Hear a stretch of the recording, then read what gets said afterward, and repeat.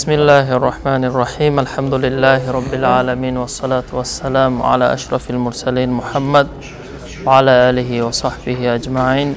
Bugün fevralni 12'sinde biz şuna zbor jigen qaygente akçani Nadir Sultan Ağaylani fontuna şuna özler burganzakka göre alıp geldik.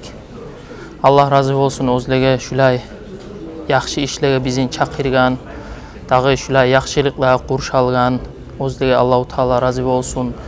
Bunna kömek etkenlege de bunna kol baylap, az bulsa da kömek etkenlege Allahu Teala'nın razılығы olsun. Bu olay sadağalardan olsun, balaqlani, qiyinliqlani aldın alagan sadağalardan olsun. Dağı şonna bolgan balaqlar, şonna düşken qiyinliqlani Allahu Teala dağı birde bu dünyada bu surmallaga görsemesin.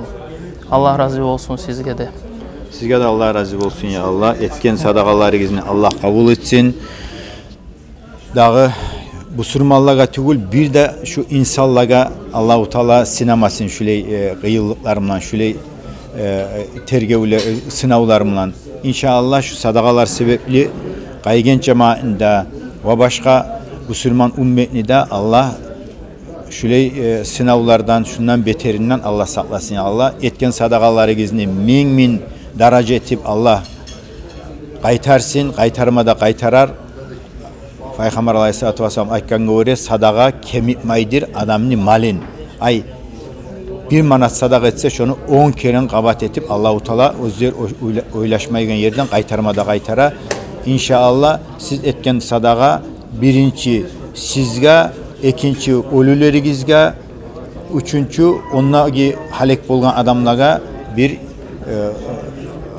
sebep bolar.